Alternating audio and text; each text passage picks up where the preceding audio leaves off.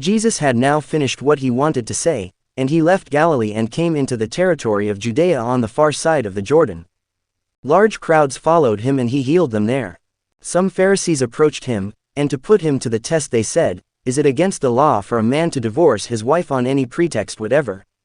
He answered, "Have you not read that the Creator from the beginning made them male and female, and that he said, 'This is why a man leaves his father and mother and becomes attached to his wife, and the two become one flesh'? They are no longer two, therefore, but one flesh. So then, what God has united, human beings must not divide." They said to him, "Then why did Moses command that a writ of dismissal should be given in cases of divorce?" He said to them, "It was because you were so hard-hearted, that Moses allowed you to divorce your wives, but it was not like this from the beginning. Now I say this to you, anyone who divorces his wife, I am not speaking of an illicit marriage, and marries another, is guilty of adultery." The disciples said to him, "If that is how things are between husband and wife, it is advisable not to marry."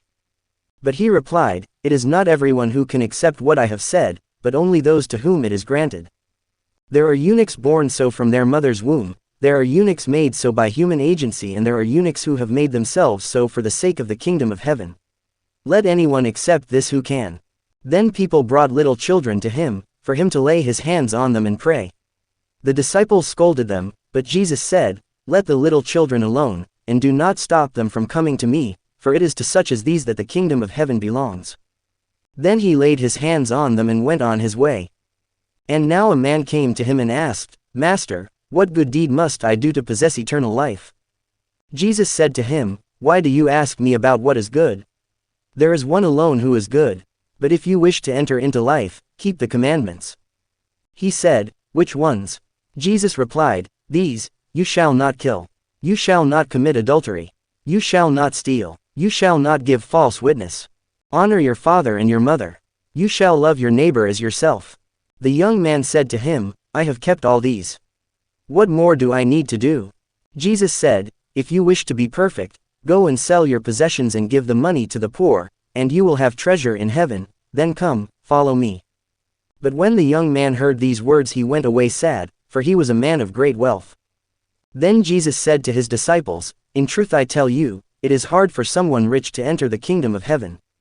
Yes, I tell you again, it is easier for a camel to pass through the eye of a needle than for someone rich to enter the kingdom of heaven." When the disciples heard this they were astonished. "Who can be saved, then?" they said. Jesus gazed at them. By human resources, he told them, "This is impossible, for God everything is possible."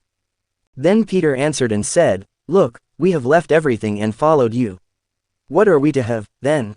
Jesus said to them, "In truth I tell you, when everything is made new again and the Son of Man is seated on his throne of glory, you yourselves will sit on 12 thrones to judge the 12 tribes of Israel. And everyone who has left houses, brothers, sisters, father, mother, children or land for the sake of my name will receive 100 times as much, and also inherit eternal life. Many who are first will be last, and the last, first."